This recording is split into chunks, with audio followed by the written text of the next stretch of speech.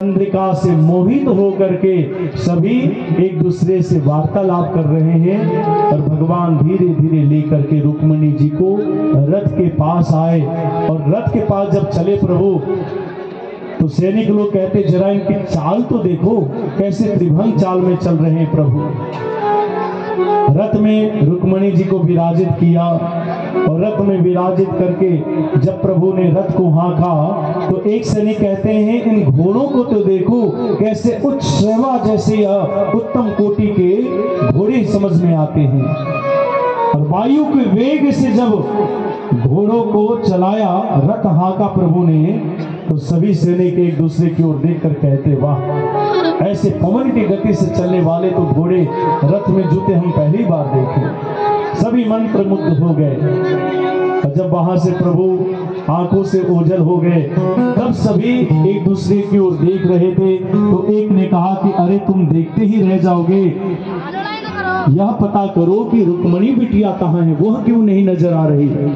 तब एक ने कहा कि अरे तुम भूल गए, वो जो सांवला सांवला सा था, जिसके मोर मुकुट सुंदर थे, जिसकी साल सुंदर थी, जिसकी पीतांबर लहरा रही थी, जो मधुर मधुर बंसी बजा रहा था, जिसके रथ के घोड़े उच्च श्रवा जैसे उत्तम कोटि के थे, वही सांवला सलोना ही तो हमारे रुक्मिणी बिटिया को लेकर के चला गया। अब जहां सैनिकों को समझ में आया कि रुक्मिणी बिटिया को लेकर के श्याम सुंदर प्रभु चले गए, अब तो सभी ने जाकर के रुक्मी शिशुपाल, जिसके साथ जरासंध भी आया था बराती बनकर, सभी को सूचना दी। सभी भगवान के पीछे सेना लेकर के चले, पकड़ो पकड़ो। भगवान के पीछे जब सेना लेकर चले, आगे बढ़े, सबने भगवान को घेर लिया। और जहां भगवान को ललकारने जा रहे थे, उसी समय भगवान के नाम का जय घोष हुआ। बोलिए द्वारकाधीश भगवान की। जहां शब्द की ओर सबने देखा तो नारायणी ध्वजा चमकते हुए और नारायणी सेना को लेकर के वहां बलराम जी पधारे। और हर मुसल संभालते हुए जब रथ पर दिखा, बलराम जी दिखाई दिए, तो जरासंध शिशुपाल के पास आकर कहता है, शिशुपाल देख भाई, विवाह तो यदि तेरे प्राण बच गए तो जीवन में आगे भी हो जाएगा। अकेला यह कृष्ण रहता तो मैंने इसे पहले भी हरा दिया है, परंतु ये बलराम है ना, इसे जीत पाना टेढ़ी खीर है। अरे इसके रहते तुम कृष्ण को नहीं जीत सकते। भाई प्राण बचा करके भाग चलो, विवाह बाद में कहीं और कर लेना। तो रोते हुए शिशुपाल को लेकर के जरासंध वहां से भाग गया। और कन्हैया ने बढ़ करके रुक्मी को बांध करके अपने रथ के पिछले भाग में पटक दिया। और जहां पिछले भाग में पटका, रुक्मिणी जी ने आकर के कहा कन्हैया से, सरकार ये जैसे भी हैं मेरे भैया हैं। और दाऊ जी ने जब देखा कि रुक्मी जी को बांध करके रथ के पिछले भाग में कन्हैया ने गिरा रखा है, तो आकर के बलराम जी कन्हैया को डांटते हैं, ए कन्हैया ये तूने क्या किया है? अरे रिश्तेदार को ऐसे कहीं बांध करके रखा जाता है?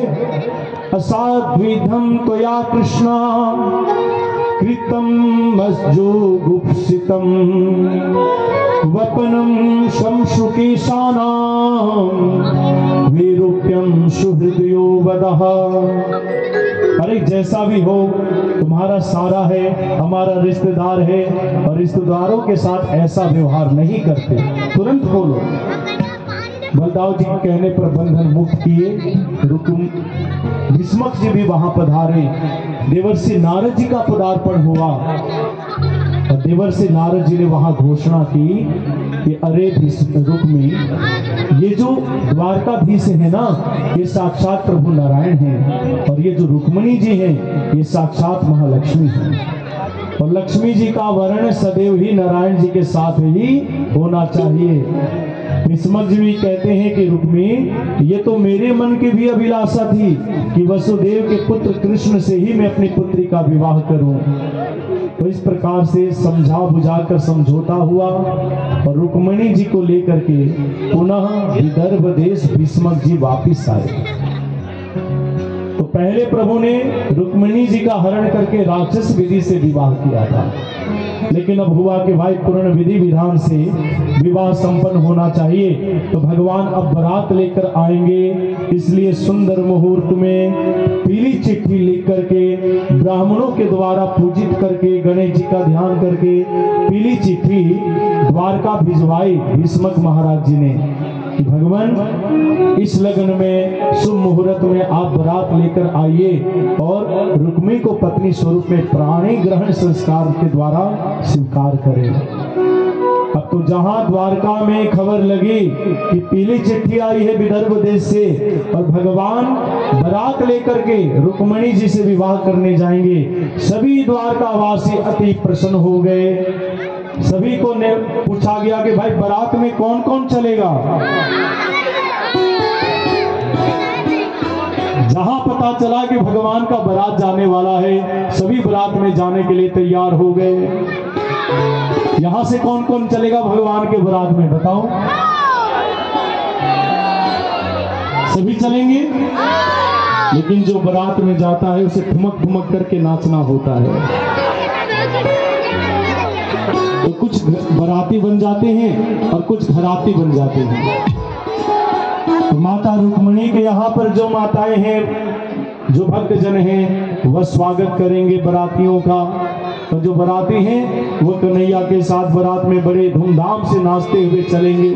अब द्वारका से भगवान दुल्हा बन करके सज धज करके रथ में बैठे और सभी द्वारकावासी सेना के साथ गाजे बाजे के साथ हाथी घोड़े रथ सजा करके चबर सजा करके भगवान का जय घोष करके बारात लेकर के भीष्मक जी के यहाँ पर रुक्मिणी जी से भगवान का विवाह करवाने के लिए बाराती बनकर चले। भगवान बारात लेकर के आ रहे हैं। बोलिए द्वारकाधीश भगवान की।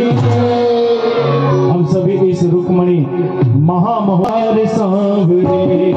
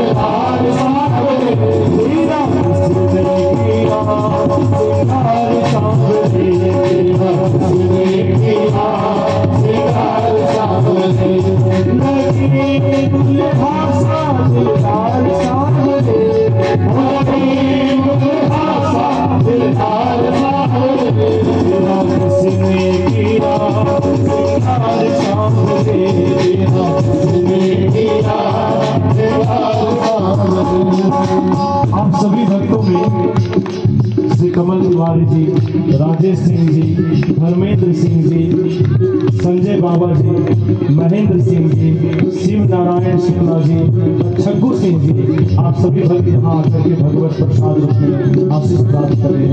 जय हो। सरकार की जय।